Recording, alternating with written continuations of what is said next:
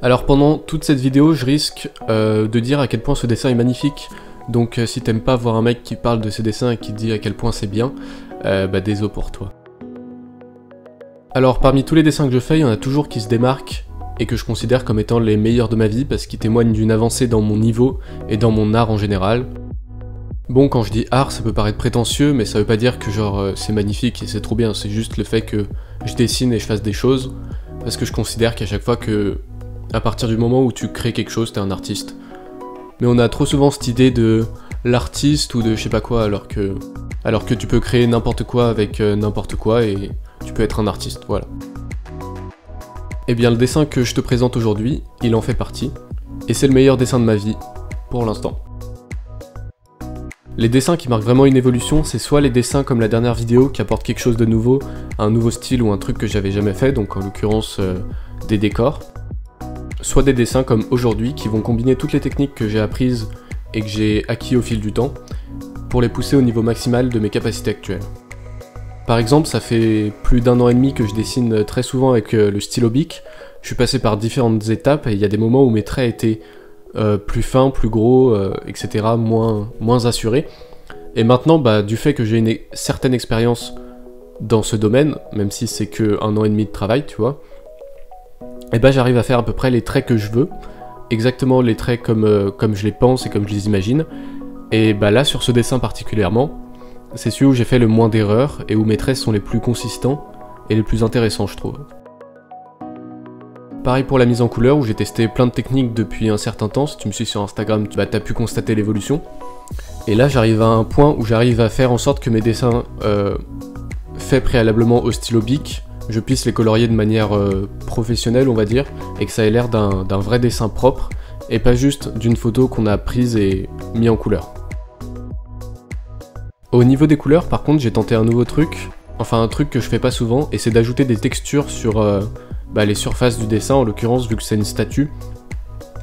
Et pour appuyer le fait que ça soit une statue, des petites craquelures, des fissures ou des grains, ou je sais pas comment dire, mais des textures, des changements de couleur pour mettre un peu de relief et montrer que c'est une statue, c'est de la pierre, et c'est pas tout lisse comme je sais pas quoi. Du coup, ça c'est un truc que je fais pas assez dans mes autres dessins. Y a peut-être pas de... je fais pas souvent des statues, mais il y a peut-être des moments où je mériterais de faire quelques textures. Et voilà, là j'en ai mise, et je trouve que ça rend bien, donc je suis assez content.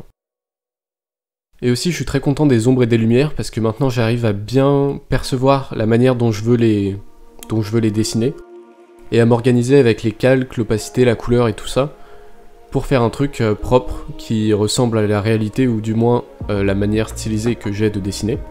Et là j'essaye de faire à certains endroits, là où il faut, des bords nets, donc l'ombre qui s'arrête d'un coup, et à d'autres endroits des ombres qui partent en dégradé.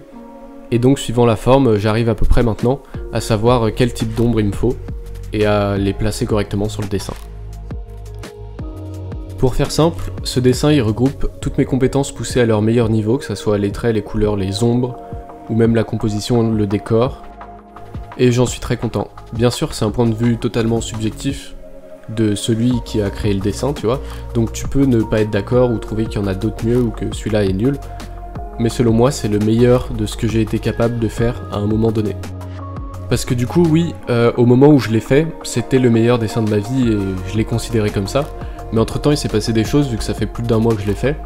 En tout cas le dessin papier ça fait plus d'1 mois. Et le dessin couleur ça doit faire 2-3 semaines peut-être. J'ai tenté de nouvelles techniques, j'ai appris de nouvelles choses. Et du coup c'est plus vraiment le meilleur dessin de ma vie. Mais ça reste un step-up dans mon niveau que j'ai pas encore réatteint pour l'instant. En gros pour moi il y a les dessins que je fais tous les jours qui me servent à expérimenter, à apprendre de nouvelles choses, de nouvelles techniques. Et il y a certains dessins qui se détachent et qui sont vraiment un step-up. Genre tu vois une barre d'XP dans un jeu vidéo, et tu montes la barre d'XP petit à petit, donc ça c'est tous les dessins que je fais chaque jour. Et il y a le moment où tu montes de niveau, donc tu level up, et ça c'est les gros dessins comme celui-là, ou comme d'autres que j'ai fait, je t'en parlerai peut-être d'autres fois, mais que je considère comme étant mes gros dessins, les meilleurs dessins de ma vie, tu vois. Et là je suis en train de level up mes décors, donc il se pourrait que je passe un niveau bientôt, et que j'arrive à un nouveau stade où je me dise ça c'est le meilleur décor de ma vie, et j'ai vraiment atteint un niveau respectable là-dessus. Mais c'est pas encore le cas, je suis encore... je sais pas à combien de pourcents j'y suis, mais je suis encore loin. Donc je vais encore continuer à dessiner, à m'améliorer jusqu'à atteindre un palier qu'ensuite j'essaierai encore une fois de redépasser, et ainsi de suite.